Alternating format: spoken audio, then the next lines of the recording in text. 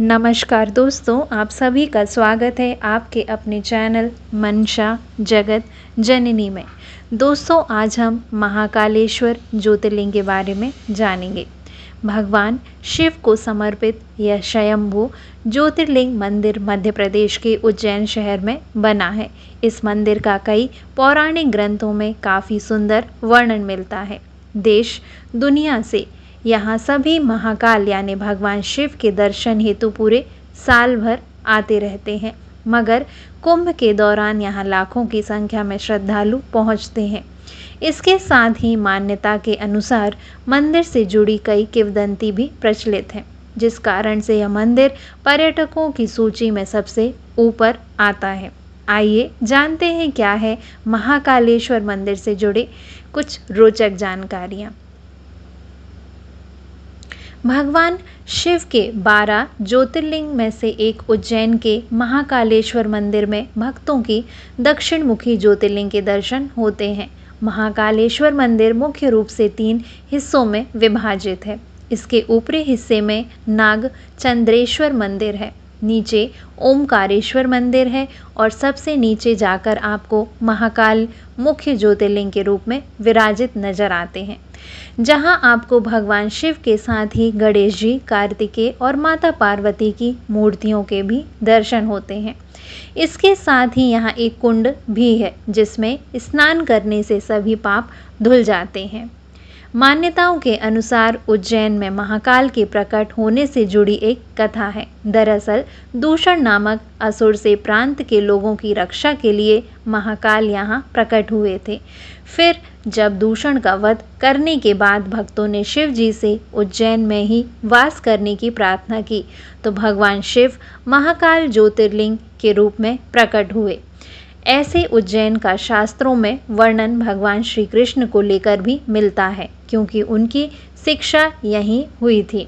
उज्जैन को प्राचीन काल से ही एक धार्मिक नगरी की उपाधि प्राप्त है।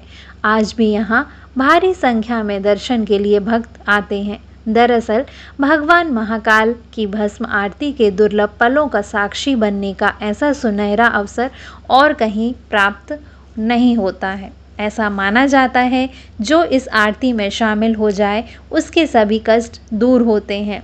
इसके बिना आपके दर्शन पूरे नहीं माने जाते हैं। इसके अलावा यहाँ नाग चंदेश्वर मंदिर और महाकाल की शाही सवारी आदि भी पर्यटकों में जिज्ञासा का विषय बने हुए हैं। हर सुबह महाकाल की भस्म आरती करके उनका श्रृंगार होता है और उन्हें ऐसा जगाया जाता है। इसके लिए वर्षों पहले शमशान से भस्म लाने की परंपरा थी। हालांकि पिछले कुछ वर्षों से अब कपिला गाय के गोबर से बने कंडे, शमी, पीपल, पलाश, बड़, अमतलास और बेर की लकड़ियों को जलाकर तैयार किए गए भस्म को कपड़े में छानकर के बाद इस्तेमाल करना शुरू हो चुका है। केवल उज्जैन में आपको यह आरती देखने का सुनहरा अवसर प्राप्त होता है। दरअसल भस्म को सृष्टि का सार माना जाता है, इसलिए प्रभु हमेशा इसे धारण किए रहते हैं। यहाँ के नियम अनुसार महिलाओं को आरती के समय घूंघट करना पड़ता है। दरअसल महिलाएं इस आरती को नहीं देख सकती। इसके साथ ही आरती के समय पुजारी भी मात्र एक धोती में आरती करते हैं। अन्य भी प्रकार के वस्त्र को धारण करने की मनाही रहती है। महाकाल की भस्म आरती के पीछे एक यह मान्यता है कि भगवान शिव जी शमशान के साधक हैं। इस कारण से भस्म को उनका श्रृंगार आभूषण माना जाता है।